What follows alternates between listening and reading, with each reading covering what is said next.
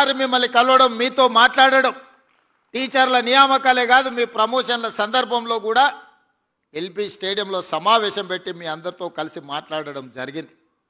మీ సంఘాలు ఎప్పుడు వచ్చినా ఏ సమస్యను లేవనెత్తినా అందరితో మాట్లాడుతూ వీలైనంత మేరకు వాటిని పరిష్కరిస్తూనే వస్తున్నాం.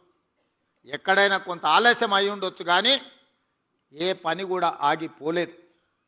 మరి ఈరోజు ఈ తెలంగాణ వచ్చిన తర్వాత మరి ఇక్కడ ఉన్న ఉపాధ్యాయులు చెప్పాలి, గురు పూజోత్సవ కార్యక్రమం తెలంగాణ రాష్ట్రంలో ఎప్పుడైనా జరిగిందా? జరిగితే దానికి ముఖ్యమంత్రి వచ్చిండా? మీరు ఒక్కసారి ఆలోచన చేయండి. ఇవాళ నేను మీ సోదరుడిగా విద్యాశాఖ నా దగ్గర ఉంది. తెలంగాణ రాష్ట్రానికి ముఖ్యమంత్రి అయిన కాబట్టే ఇవాళ గంటల కొద్ది సమయం మీతో కేటాయించి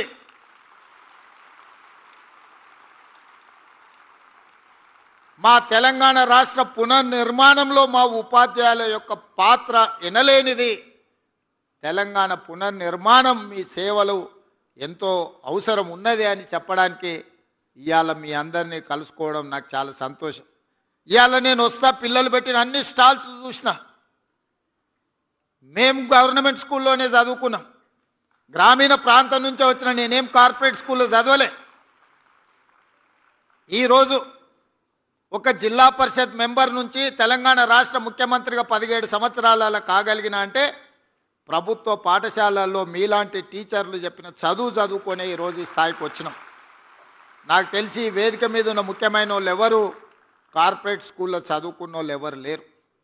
అంటే టీచర్ల యొక్క ప్రాధాన్యతను, టీచర్లను చిన్న చూపు చూసే సంస్కృతి ఆలోచన మా ప్రభుత్వానికి లేదు.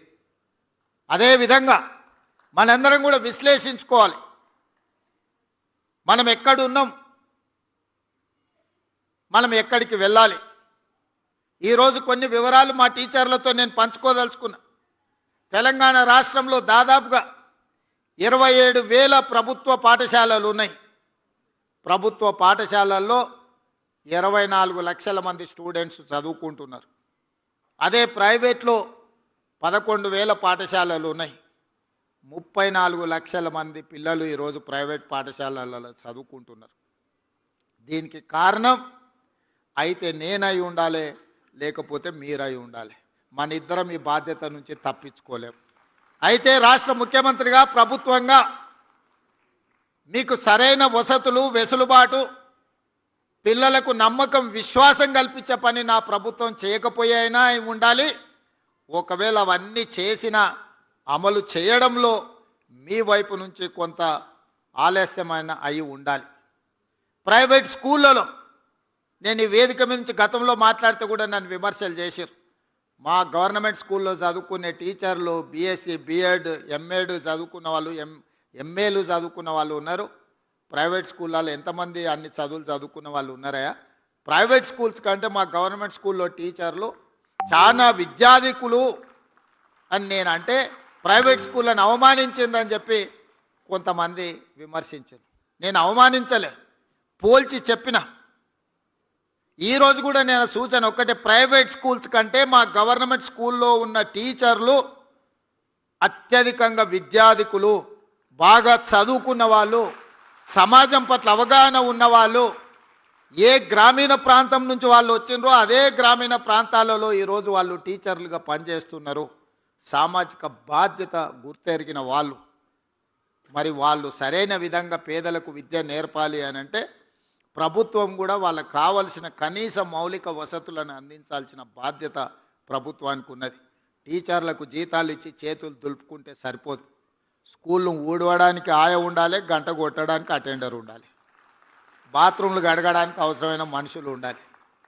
టీచర్లదే ఆ బాధ్యత అన్నట్టు ఊడ్చే బాధ్యత టీచర్దే, గంట కొట్టే బాధ్యత టీచర్దే, బాత్రూమ్లు గడిగే బాధ్యత టీచర్దే అనే విధానం ఇది మంచిదా?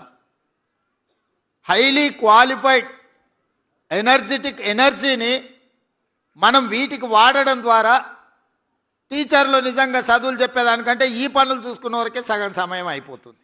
అందుకే నేను రాగానే అమ్మ ఆదర్శ పాఠశాల పేరు మీద స్పష్టంగా నిర్ణయం తీసుకొని మీకు ప్రతి సంవత్సరం 130 కోట్లు అదనంగా సిఎస్ఆర్ ఫండ్స్ నుంచి స్కూళ్ళు ఊడవడానికి, తూడవడానికి, ఈ కార్యక్రమాలు చేయడానికి నేను నిధులు మంజూరు చేసిన.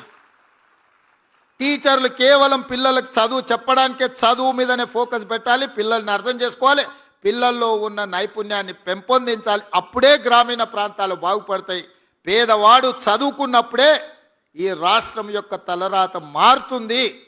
చదువు ఒక్కటే మీ తలరాతను మారుస్తుంది అని పేదల పట్ల నాకు ఒక నమ్మకం, విశ్వాసం ఉంది. కాబట్టే చదువు చెప్పడానికి అవసరమైన వసతులు ఏర్పాటు చేయాలన్నదే నా ఆలోచన.